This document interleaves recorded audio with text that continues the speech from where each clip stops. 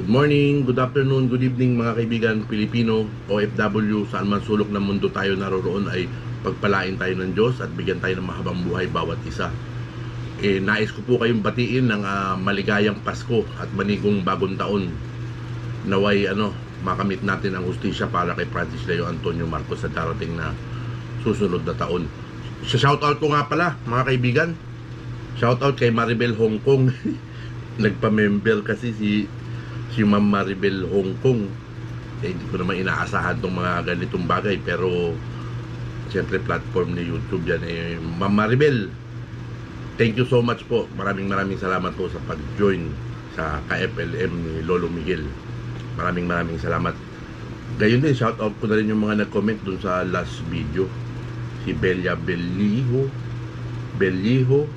si Virgie Acasos, si Rachel La Madrid, siyempre si Ma'am Maribel Hong Kong, si Lori Lay, si Lolang Gla. At least may nagko-comment sa atin. Pero Ma'am Maribel, thank you so much. Dalawa na kayo ng misis ko naka-join. Maraming salamat po. Hindi ko alam kung paanong vlog yung gagawin ko, kung paanong yung gagawin ko eh. Nalulungkot kasi ako mga kaibigan. Pero pakinggan muna natin itong mensahe ni Apo Lakay, itong Paskong recorded message niya sa pamamagitan ng Idalaw mga kaibigan. Pakinggan natin. Sa channel po ito ni Taong Gala. Pakinggan natin mga kaibigan.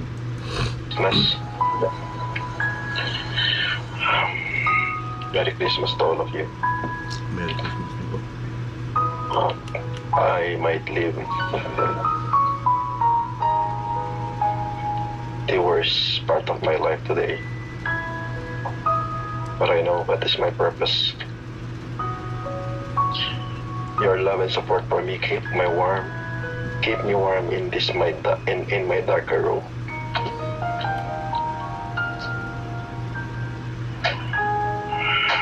Yet despite of being incarcerated, the cry of hunger, this is the time we should open our eyes and listen to the people cry. Remember, God said, freely you receive my blessing. Therefore, freely you must give and share to others. Wake up, open your heart, and raise them up. Let us come together and lend our hand to the call of people, to their cry out loud. Let us hear their voices as people are dying of hunger. Start sharing and giving, not only this Christmas day, but if possible, for eternity. For this is the greatest gift we can offer for this Christmas day and all the years to come. The truth, the kindness, and the goodness is the most we can do for others who are less fortunate. Let's help them. Let us help them get through from homelessness and hungerness. Many are giving, many are donating, but more are needing. Everyone must work hard, hand in hand, show our love to our neighbor equally, regardless of their class in our society. The truth compassion is all we need to express our love to those who are less than us.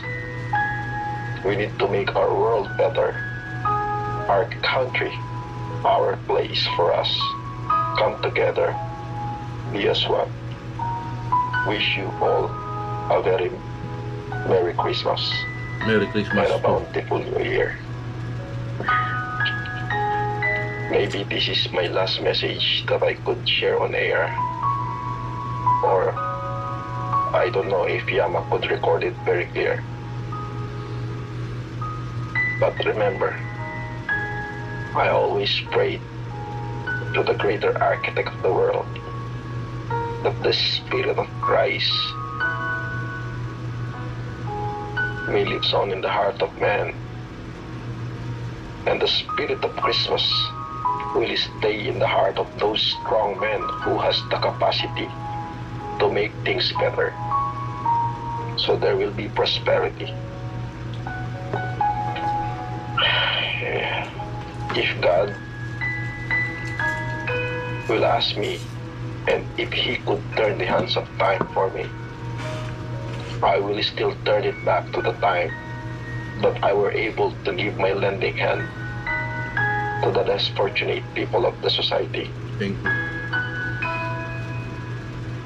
Mahal na mahal ko po kayong lahat.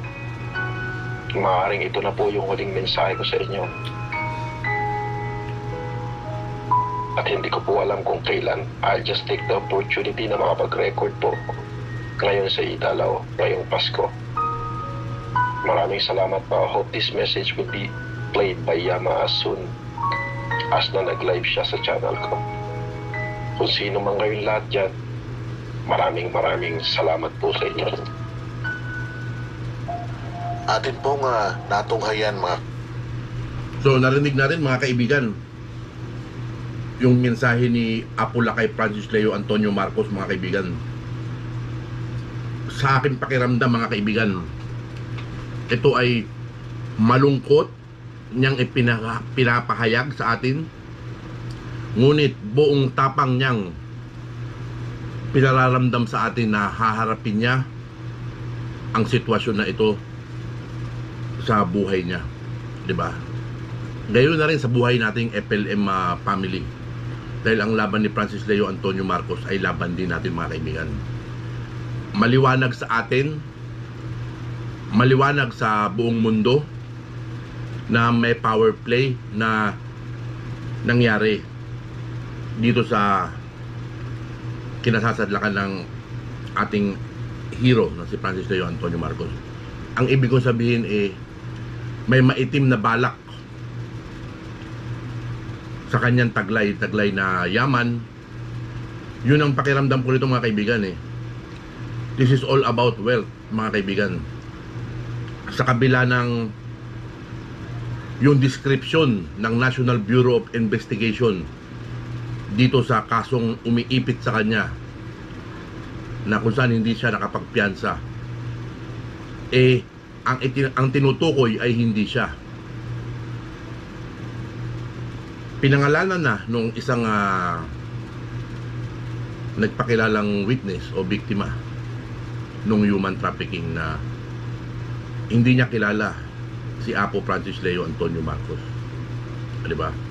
Sa halip ang kilala niya ay yung Julieta Peralta. So ano ang dahilan kung bakit iniipit ang ating Francis Leo Antonio Marcos, di ba? Nakita naman natin sa mga Facebook, sa mga YouTube channels ng karamihan, is na isisiwalat na ang tunay na pagkatao ni Francis Leo Antonio Marcos. Maririnig din natin mismo na mamumutawi ito sa kanyang pananalita, mga kaibigan. Mag-antay lang tayo ng konti at wag tayong titigil ng let's just spread his goodness, his heroic acts all over the world, di ba? Medyo malungkot tayo ngayon kasi Pasko. Gaya ko ngayon, Christmas time, wala akong celebration, wala lahat, walang kasi hindi ko maatim na magsaya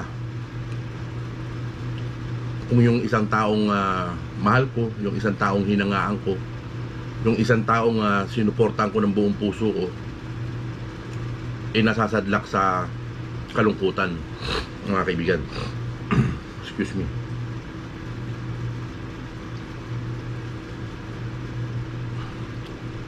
Sa tingin ko, may kinalaman ito sa yaman, mga kaibigan. Yun yung personal kong pakiwari dito, mga kaibigan. Pero iba ang apulakay natin, mga kaibigan.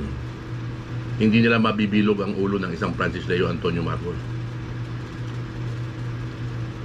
Kaya, itong dating na 2022, malalaman natin lahat yung mga bagay-bagay na marami tayong madi-discover itong 2021 na darating, mga kaibigan. Marami ang nagpapatotoo. Kung wala lang itong dinadanas nating pandemic, marami talagang tao pa ang lalabas at tutulong sa ating Apulakay. Kumbaga, lang tayo, hold on lang tayo. Lagi lang tayong manood sa live ni Apulakay sa kanyang channel sa pangunguna ni Secretary Yama. Ngayon medyo malungkot tayo, pero may araw na sasaya ulit tayo, mga kaibigan. Talagang ginagamitan nila to ng kapangyarihan, ginagamitan nila to ng ng kasamaan. Itong nangyayari kay Apulakay natin, mga kaibigan. Talagang ako personally hindi ko talaga matanggap. Only in the Philippines na nangyayari itong mga bagay na ganito, di ba? Sobrang sakit, sobrang sakit, sobrang sakit. Di ba? Yung mga judge, yung mga kahit na nanumpa sila na gagampanan nila yung kanilang mga tungkulin, gaya rin itong mga alagad ng batas na nanumpa lang gagawin nila yung kanilang mga tungkulin ng ayon sa batas, binabali nila. Yun yung personal ko nakikita dito, mga kaibigan. Binali nila yung yung saligang batas ng Pilipinas, niyurakan ng pagkatao ng isang Francis Leo Antonio Marcos sa utos ng mga nasa taas, di ba? Kasi ang lumulutang dito, mga kaibigan, si Manang at saka tong si Manong ang lumalabas na naging utak dito, dahil hindi nila matanggap sa kanilang mga sarili yung desisyon ng kanilang ama na si Francis Leo Antonio Marcos ang mamahala ng kung ano mang yaman ito, mga kaibigan. Pero sa side na yan, hindi nagkamali si Apo Ferdinand Edralin Marcos, dahil ang kanyang mga propesiya ay nangyayari, mga kaibigan, nagaganap, di ba? Sa 27 medyo masaya tayo ng konti kasi tatanggap tayo ng award, pinakamataas na award, kasi Ambassador for Urban and Humanitarian ang tatanggapin ni tapos yung Ambassador for Filipino Heroes Award, pinakamataas yung, mga kaibigan. Siya yung ambassador ng lahat ng nabigyan ng award. Siya yung may pinakamataas na award etong 2020, mga kaibigan. So abangan natin yung yung live na yan. Basta dito lang tayo, FLM family, solid tayo, talagang wala tayong bitawan, mga kaibigan. Hindi tayo nabuo dahil sa lang. Nabuo tayo dahil sa pagmamahal. Nabuo tayo dahil sa paghanga sa isang kabayanihan ng Francis Leo Antonio Marcos. Hindi basta-basta to, mga kaibigan, itong tinatahak natin na na unity. Isa tayong yung meron tayong ditong brotherhood, may sisterhood tayo rito. Family nga di ba? Lahat tayo dito nakikiisa. Lahat tayo dito na naiiwan ay mga solid na nagmamahal kay Francis Leo Antonio Marcos. Lahat gagawin natin, lahat kung ano yung pwede nating magawang tulong para kay Francis Leo Antonio Marcos, gagawin natin. Kukumbinsihin natin si Francis Leo Antonio Marcos na sa 2022 ay bigyan niya ng pagkakataon na sumabak sa halalan. Kasi ito yung isa sa pinaka-gaganti natin sa kanyang kabayanihan, mga kaibigan.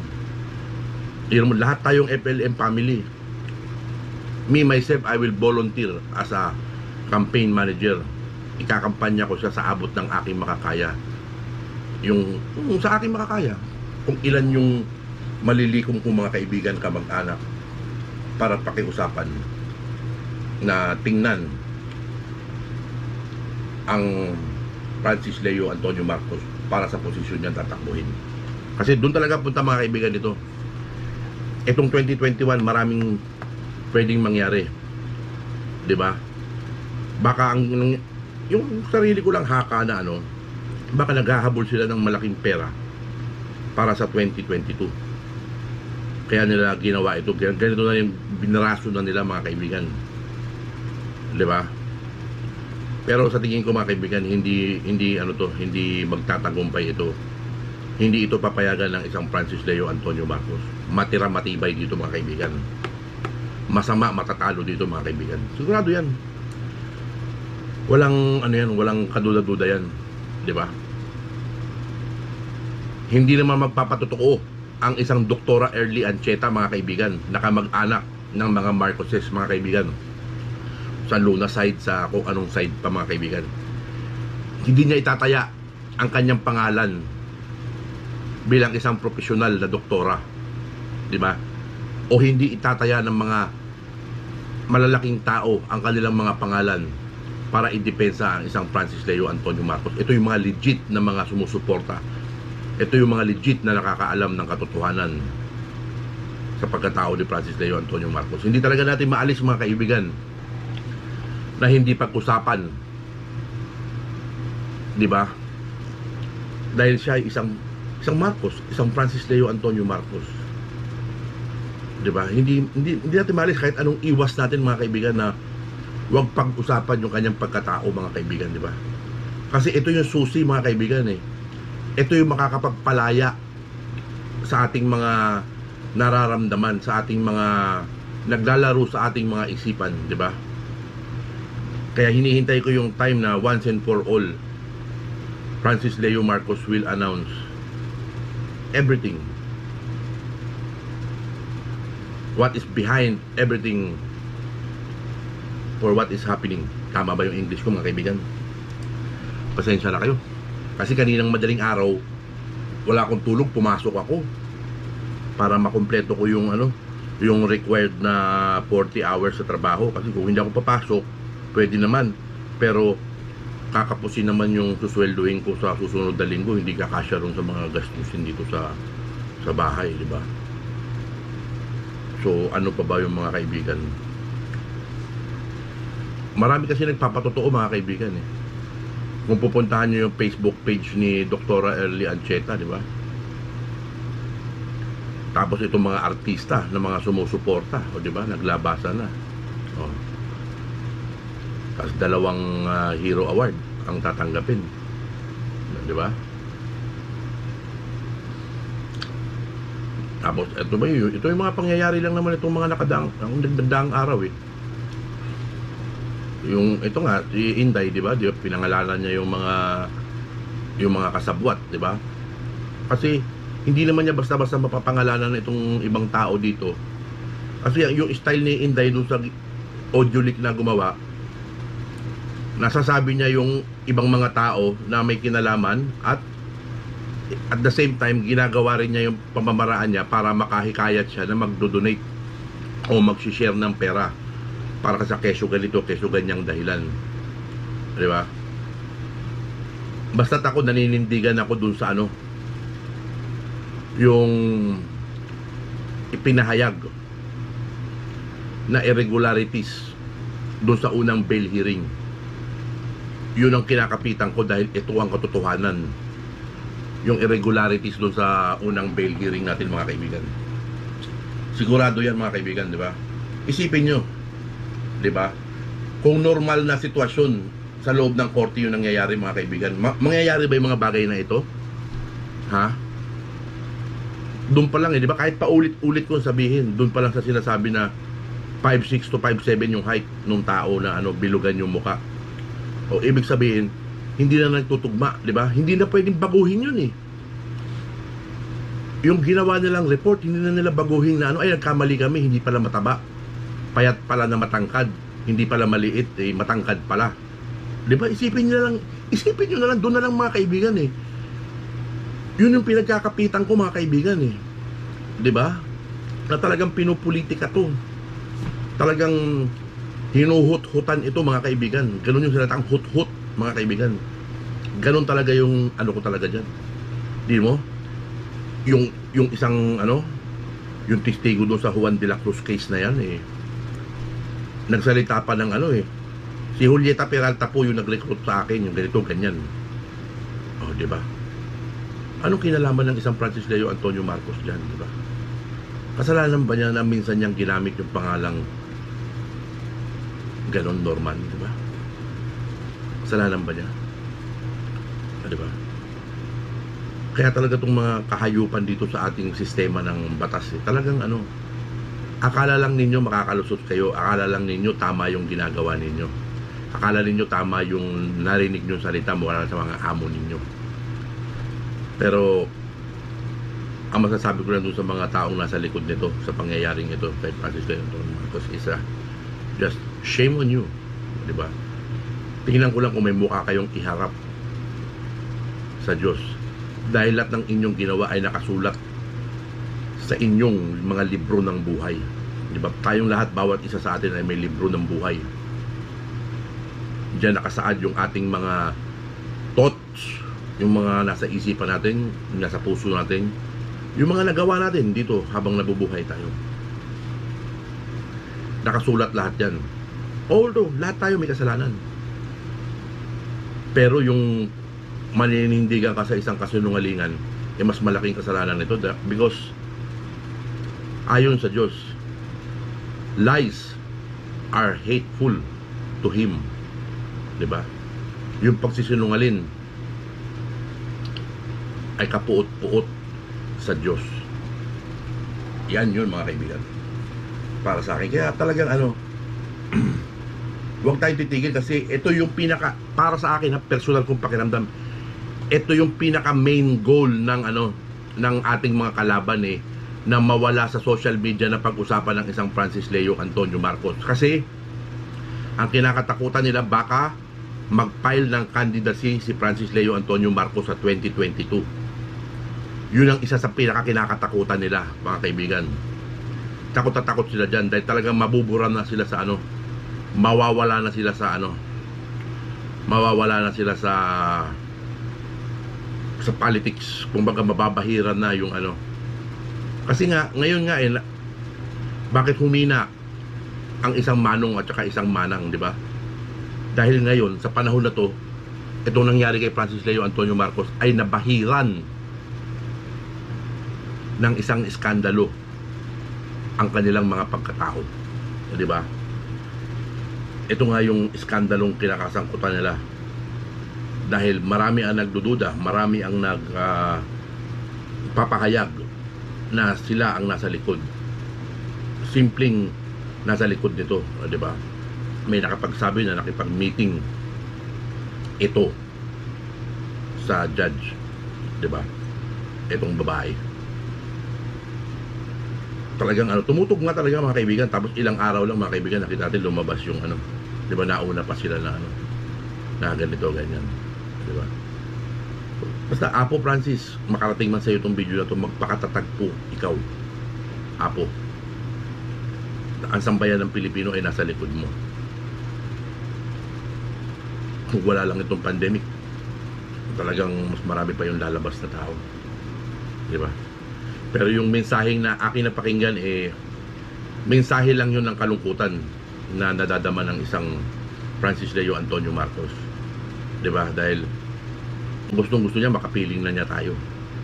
Tayong FLM family, tayong nakikipaglaban sa kanya, di ba? Dahil alam naman niya, namomonitor naman niya yan, di ba? Sa pamamagitan ng idalaw, namomonitor naman yan ni Apo Lakay kung gaano siya kamahal ng taong bayan. Wala akong ibang masabi kundi kapit lang tayo. We will never stop helping. We will never stop sharing in the Mayaman Challenge of Francis Leo Antonio Marcos.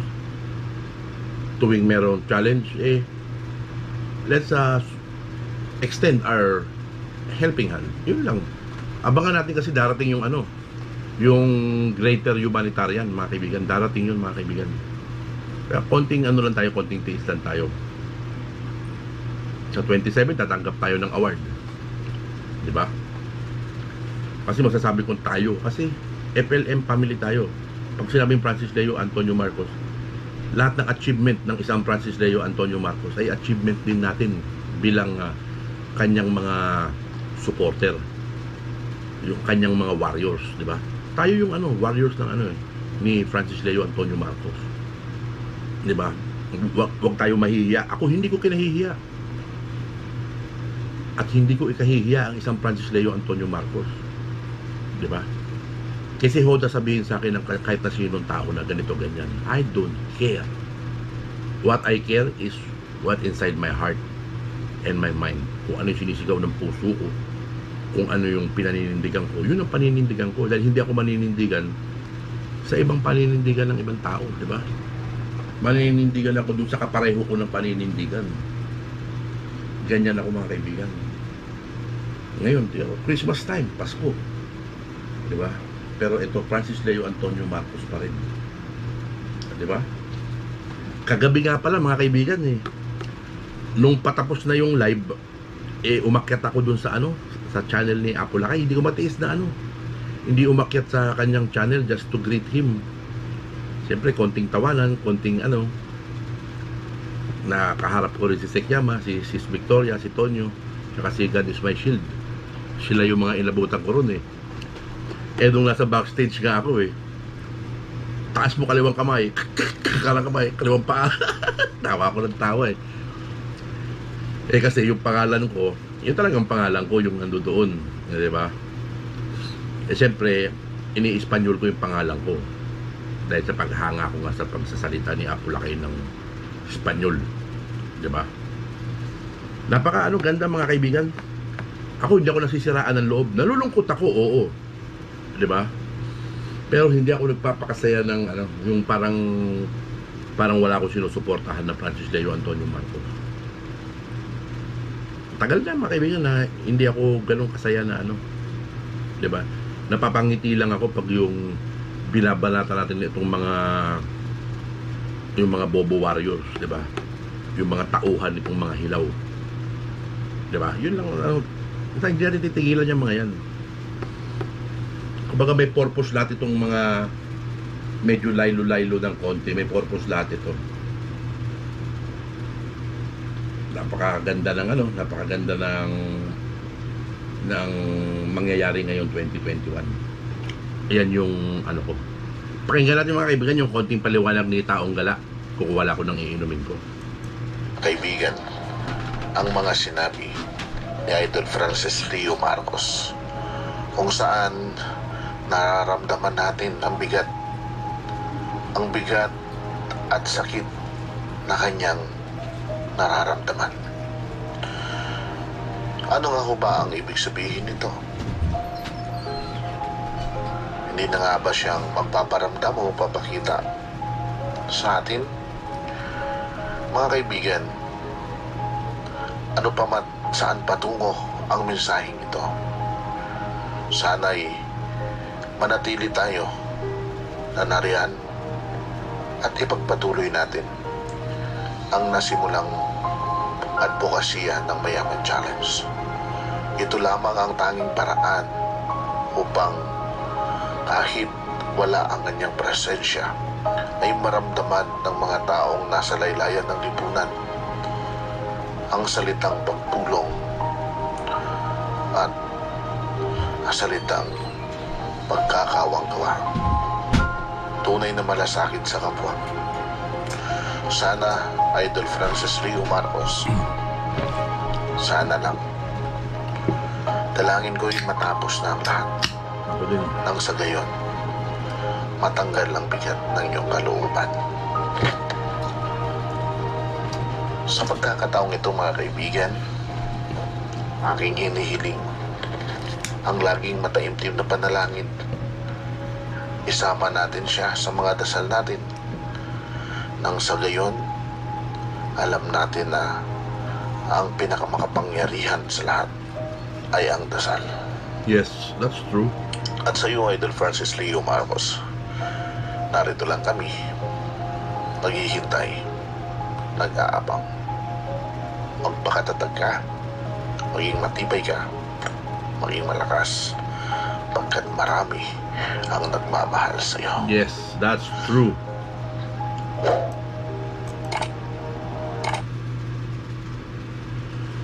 Totoo yun, sabi ni Taong Gala mga kaibigan, ang dami natin nagmamahal kay Francis Leo Antonio Marcos mga kaibigan. So itong 2021, itong buong 2021 na ito mga kaibigan napakaraming magiging kaganapan, mga kaibigan. We just hope and pray na itong 2021 maayos at makalabas na ang ating hero, di ba? Pag nangyari ito, para tong isang atomic bomb na sasabog itong paglaya ni Francis Leo Antonio Marcos. Buong Pilipinas magbubunyi at may ilan-ilan din na hahabulin ng batas, mga kaibigan. May ilan-ilan din na masasadlak sa kahihiyan, di ba? Triple yung magiging balik sa kanila, mga kaibigan. Hindi pwedeng yan, hindi po pwedeng ganun-ganun lang yan, mga kaibigan, di ba? Tao si Francis Leo Antonio Marcos, mahal ng sambayan ng Pilipino, bukod tangi sa lahat ng Marcos sa panahon na ito, di ba? Para sa akin, ang totoo, wala talaga siyang wala talagang ikukumpira sa kanya. Ikumpira mo yung magkapatid sa kanya. Anong palaman itong magkapatid na to? Wala sa kalingkingan, sa paninindigan lang, wala di ba? Puro pa eklabo lang to, eklabo suggestion, di ba? Walang gawa, wala yung talagang bukal sa loob na pagtulong, di ba? Yung lang talaga pakitang tao, karamihan ganun. Yun nakikita ko, personal ko lang na nakikita yun, di ba? Kasi talaga naghahanap ako ng mga humanitarian nila, naghahanap ako ng mga ginagawa nila, yung concern nila para sa taong bayan, yung concern nila dun sa mga nasa laylayan ng lipunan, yung pagmamalasakit nila dun sa mga taong nakapaligid sa kanila, na nag-i-expect sa kanila ng magandang buhay. Kasi may mga nakausap din ako na mismo naglingkod sa kanila, na talagang umaalis din sila kasi wala nga sila nakikitang pag-asa na ikakaangat ng kanilang pamumuhay, diba?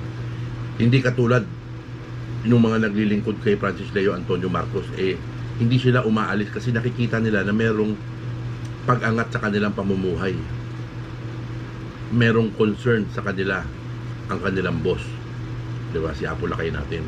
Yun yung nakikita ko, yun yung mga naririnig ko, yun yung mga naobserbahan ko. Kaya FLM family, Merry Christmas and advance Happy New Year. Basta huwag tayong titigil, dito lang tayo. Support Francis Leo Antonio Marcos, di ba? Let's see kung ano yung mga kaganapan itong araw-araw. Basta lagi tayo nakatutok, hindi pwedeng hindi tayo nakatutok kasi tayo, nagbabantay tayo, di ba? Dapat nga ito, para sa akin personal kong itong trial na ito, mga kaibigan, di ba? Dahil may bahid na ito ng ng pamumulitika, dapat ito maging public trial, maging open sa public yung nangyayari, para hindi magiging lingid sa kaalaman ng bawat Pilipino, para magkaroon ng open mind yung mga tao sa pagrebisa ng ng bagay na ito, nitong kaso ni Juan de la Cruz na ito, mga kaibigan, di ba? Meron nga mga biktima rito, pero hindi ito biktima ng isang Francis Leo Antonio Marcos. Biktima ito nung gumamit nung Norman Mangusin na yan, di ba? Yung Norman Mangusin pa nga, wala nga middle initial yun wala nga pagkakakilanlan yung Norman Mangusin bukod dun sa description na inilathala ng mga witnesses dun sa National Bureau of Investigation noong 2006. Yun lang yung pagkakakilanlan, mga kaibigan, walang iba. So ibig sabihin, itong kaso na to ni Juan de la Cruz, pwedeng ipatong kahit na kaninong Juan de la Cruz. Kayang-kaya nilang gawa ng paraan. Ganun yung nangyari, insakto, mga kaibigan, ayon sa aking pag-aanalisa. Walang duda na ganun ang nangyari, mga kaibigan. So marami silang idinagdag na lang dito, na which is na labag na labag sa saligang batas. Basta ako bilang isang FLM family, FLM supporter, FLM defender, hindi ako bibitaw. Talagang lagi tayo nakatutok So tingnan natin kung ano yung magiging mga advice natin ni Sekiyama sa mga susunod na araw. Kasi 2021 na, sa susunod na linggo mga kaibigan. 2021 na, palapit na ng palapit ang 2022. So alam natin kung ano meron sa 2022.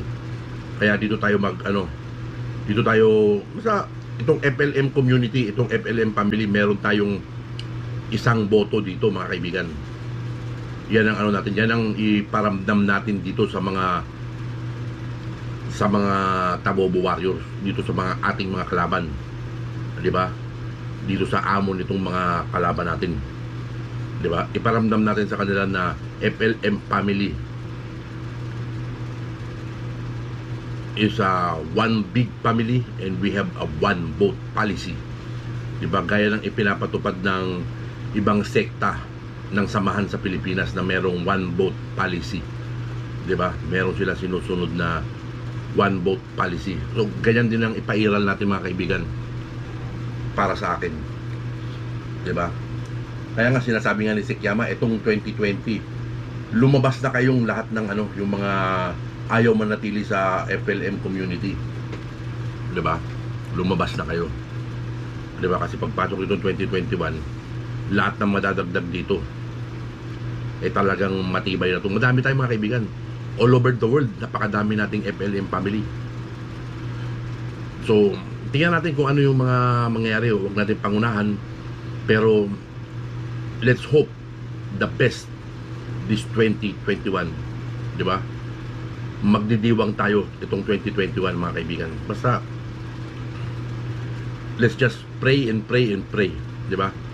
Tuwing magdadasal tayo bawat isa sa atin sa mga makakapanood nito lagi natin banggitin na justice for Francis Leo Antonio Marcos, na ipagkaloob ng Diyos yung katarungan, yung kanyang paglaya, ipagkaloob sa atin, di ba? Dahil talagang tayo dito, hindi tayo basta-basta sumusuporta lang, hindi tayo basta-basta nakikisali lang, tayo ay sumisimpatya, tayo ay nakikiisa, iisa yung nararamdaman natin lahat, di ba? Kaya manatili tayo doon sa ating nararamdaman, manatili tayo doon sa ating ipinaglalaban.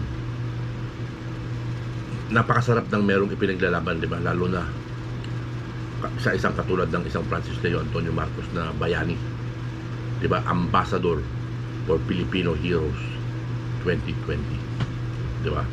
Walang makakahigit kay Francis Leo Antonio Marcos. Wala sila sa kalingkingan, di ba? Tama nga yung sabi ni Sekiyama na ang paliwanag ni Sekiyama bakit hindi inaano ng mga mainstream media, kasi nga parang kasampalin ng mga mainstream media yung mga politiko na mga nakapwesto. Parang ganun yung pagkakapaliwanag ni Sekiyama. So yung na medyo naintindihan ko, medyo na gets ko yung